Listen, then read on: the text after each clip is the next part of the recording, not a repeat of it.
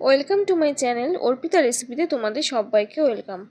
আজকে আমি বানাচ্ছি লোটে মাছের ফ্রাই। এর জন্য এখানে নিয়ে নিয়েছি কিছু উপকরণ, যেমন নিয়ে নিয়েছি মাঝারি সাইজের একটা পেঁয়াজ, ধনেপাতা, কাঁচা লঙ্কা, আদা, রসুন আর লেবু। এখানে মশলাগুলো কিন্তু পেস্ট করে নেব, শুধুমাত্র লেবুটা ছাড়া। তার সঙ্গে নিয়ে নিয়েছি লোটে মাছ। এখানে আমি 500 মতো লোটে মাছ পরিষ্কার করে ধুয়ে জল ছড়িয়ে রেখে দিয়েছি।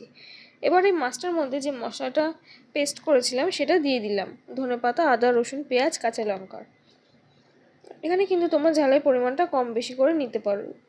এবার নিচে কিছু গুঁড়ো মশলা, নুন, হলুদ, ঝাল, লাল লঙ্কার গুঁড়ো আর গোলমরিচ গুঁড়ো। এবারে মশলাগুলো দিয়ে মাছের সাথে ভালো করে মিশিয়ে নিতে হবে। এই কাজটা কিন্তু খুব ভালো করে করতে হবে, যাতে প্রত্যেকটা মাছের গায়ে ভালো করে মশলাটা লেগে যায়। তার সঙ্গে দিয়ে দিলাম লেবুর রস। লেবুর রসটা দিয়ে আবারও এটা মাখিয়ে নেব। মাখানো হয়ে গেলে এটা কিন্তু 2 ঘন্টা মতো ফ্রিজে রেখে দিতে হবে। ততক্ষণে একটা বাটিতে নিয়ে নিয়েছি 1.5 কাপ মতো ময়দা। তার সঙ্গে নিয়ে নেব 1/2 কাপ মতো কর্নফ্লাওয়ার।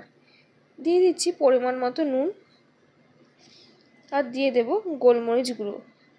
তার সঙ্গে দিয়ে দিচ্ছি বেকিং পাউডার।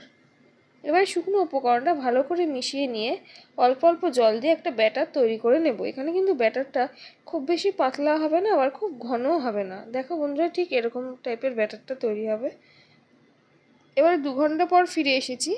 এখানে এই মাছগুলো দিয়ে দিলাম ব্যাটারের মধ্যে। ততক্ষণে কিন্তু কড়াইতে তেল দিয়ে তেলটা গরম হতে বসিয়ে দিয়েছিলাম। তেলটা কিন্তু এখানে খুব ভালো করে গরম করে নিতে হবে।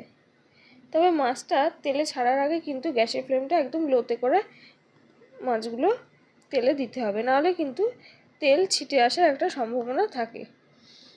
এবারে গ্যাসের ফ্লেমটা মিডিয়ামে রেখে এই মাছগুলো ফ্রাই করে নেব।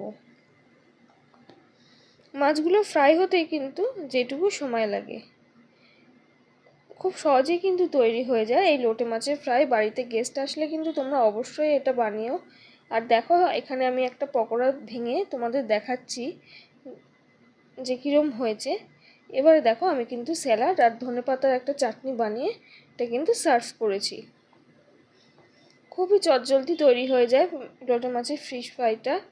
আমার এই রেসিপিটা ভালো লেগে থাকলে অবশ্যই কিন্তু like, share, subscribe and comment করে পাশে থাকবেন।